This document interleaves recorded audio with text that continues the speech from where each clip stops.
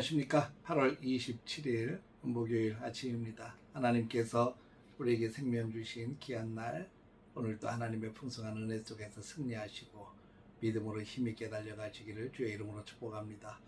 오늘은 사도행전 19장 23절에서 41절까지의 말씀을 통해서 에베소에 일어난 소동이라고 하는 주제로 함께 은혜를 나누겠습니다. 먼저 성경을 보겠습니다. 그때쯤 되어 이 도로 말미암아 적지 않은 소동이 있었으니 즉 데메드리오라는 어떤 은장색이 은으로 아데미의 신상 모형을 만들어 직공들에게 적지 않은 벌이를 하게 하더니 그가 그 직공들과 그러한 영업하는 자들을 모아 이르되 여러분도 알거니와 우리의 풍족한 생활이 이 생업에 있는데 이 바울이 에베소뿐만 아니라 거의 전 아시아를 통하여 수많은 사람을 권유하여 말하되 사람의 손으로 만든 것은 신이 아니라 하니 이는 그대들도 보고 들은 것이라. 우리의 이 영업이 천하해질 위험이 있을 뿐 아니라 큰 여신 아데미의 신전도 무시당하게 되고 온 아시아와 천하가 위하는 그의 위험도 떨어질까 하노라 하더라. 그들이 이 말을 듣고 분노가 가득하여 외쳐 이르되 크다 에베소 사람의 아데미여 하니 온 시내가 요란하여 바울과 같이 다니는 마게도냐 사람 가이오와 아리스타고를 붙들어 일제히 연극장으로 들어가는지라. 바울이 백성 가운데로 들어가고자 하나 제자들이 말리고 또 아시아 관리 중에 바울의 친구된 어떤 이들이 그에게 통지하여 연극장에 들어가지 말라 권하더라.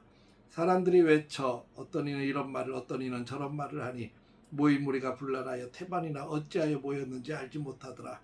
유대인들이 무리 가운데서 알렉산더를 권하여 앞으로 밀어내니 알렉산더가 손짓하며 백성에게 변명하려 하나 그들은 그가 유대인인 줄 알고 다 한 소리로 외쳐 이르되 크다 에베소 사람의 아데미여 하기를 2시간이나 하더라. 서기장이 무리를 진정시키고 이르되 에베소 사람들아 에베소시가 큰 아데미와 제우스에게 내려온 우상의 신전지기가 된 줄을 누가 알지 못하겠느냐. 이 일이 그렇지 않다 할 수 없으니 너희가 가만히 있어서 무엇이든지 경솔이 아니하여야 하리라.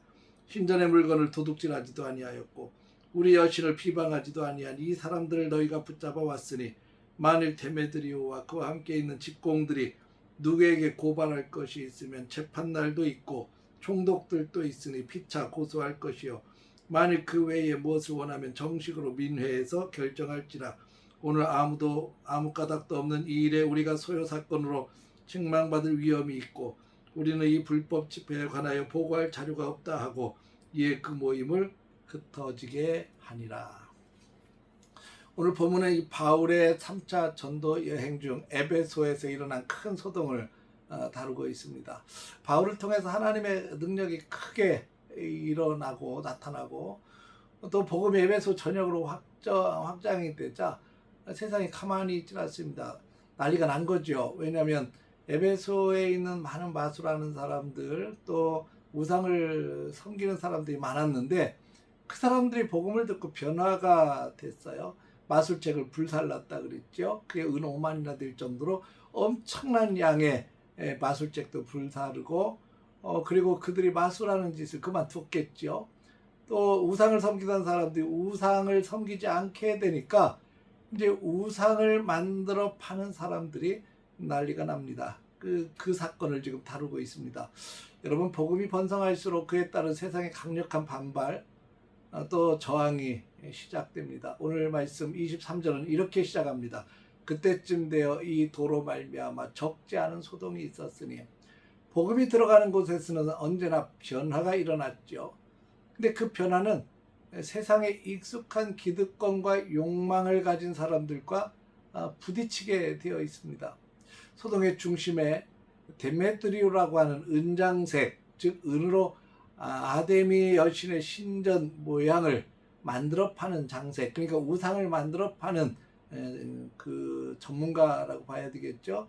이런 사람이 자신과 동업자들을 모아놓고 사람들을 선동을 하기 시작했습니다. 25절을 보면 아주 솔직하게 자신들의 속내를 드러냅니다. 여러분도 알거니와 우리의 풍족한 삶이 이 영업에 있는데, 이 데메드리오가 분노한 진짜 이유는 이 아데미 여신의 영광이나 종교적 현실 열심 때문이 아니라 그 우리가 우상을 만들어 파는데 자신들의 경제적 이익이 복음으로 말미암아 막혔다는 겁니다. 그래서 풍족한 삶이 위협을 받았다는 거죠. 바울이 사람의 손으로 만든 것이 신이 아니다라고 선포했었고, 이 신전 모양을 만들어 돈을 벌던 그들의 생업이 이로 인해서 타격을 입게 된 겁니다. 복음이 참된 하나님을 선포할 때 세상은 자신의 이익을 지키기 위해서 거세게 저항하는 것을 보게 됩니다. 이 데메드리오의 이 선동에 넘어가서 사람들이 분노에 가득 찼습니다. 이 분노로 가득 찬 군중이 에베소의 대형 연극 조각장으로 몰려들었습니다. 그들은 바울의 동역자였던 가이오와 아리스토거를 붙잡아서 끌고 갔습니다. 얼마나 험악했겠습니까?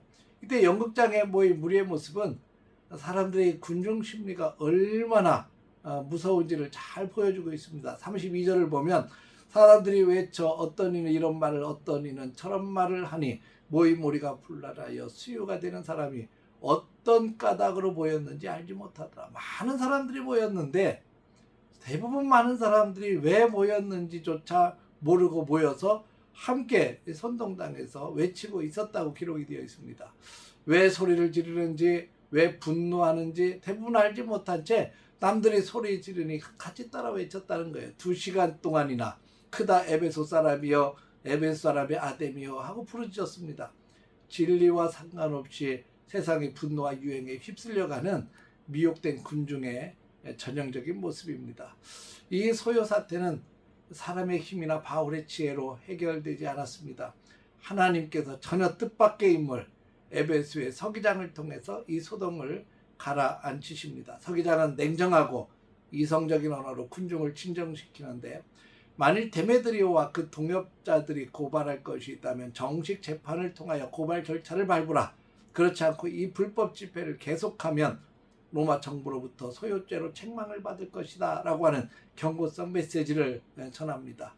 하나님께서는 이 세상의 공권력을 가진 이 서기장을 통해서 도구로 하나님이 사용하십니다. 그리고 하나님의 종들과 복음의 역사를 보호하신 사건이 바로 오늘 사건의 모습입니다.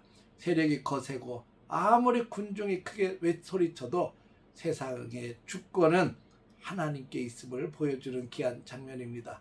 오늘 이 아침에 우리는 두 가지를 기억하며 기도합시다. 하나는 세상의 가치관에 휩쓸리지 않고 손해를 보더라도 오직 하나님만을 참된 주인으로 모시는 믿음이 우리에게 있게 하여 주옵소서. 두 번째는 세상의 소동 속에서도 철저하게 하나님의 다스리심을 신뢰하게 하여 주옵소서.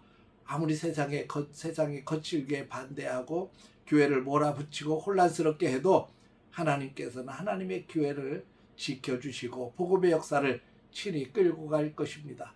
오늘 하루 시작하면서 오직 진리이신 그리스도만을 바라보며 담대하게 승리의 길 걸어가시는 저와 여러분들 되시기를 주의 이름으로 축원합니다. 기도하겠습니다.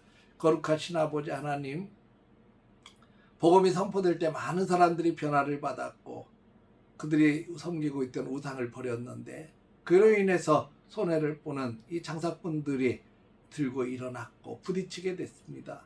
그러나 하나님이 개입하셔서 서기장을 통해서 소요를 진정시키고 복음의 길을 열어가신 것을 믿습니다. 아버지 하나님, 오늘날도 교회를 세우시고 교회를 지키시고 인도하신 하나님, 세상이 교회를 반대하고 거칠게 몰아쳐도 하나님께서 도우시고 성도를 도우시고 교회를 보호하시는 줄 믿습니다. 이 믿음으로 오늘 또 승리할 수 있도록 지켜주옵소서. 예수님의 이름으로 기도했습니다. 아멘.